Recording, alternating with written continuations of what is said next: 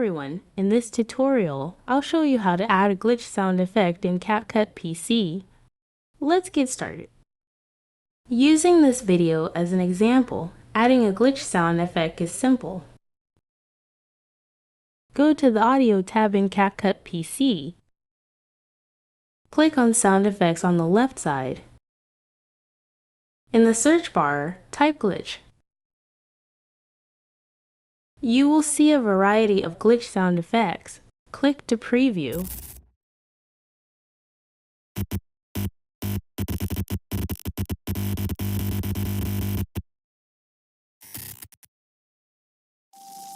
Choose the one that suits your video and click the plus icon to add it to the timeline. Next, move the sound effect to the desired position in the video and trim it accordingly.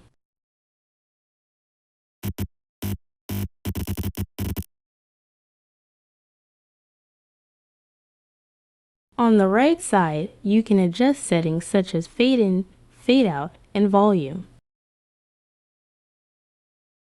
And there you have it. Your glitch sound effect is now added to your video in CapCut PC. Thank you for watching.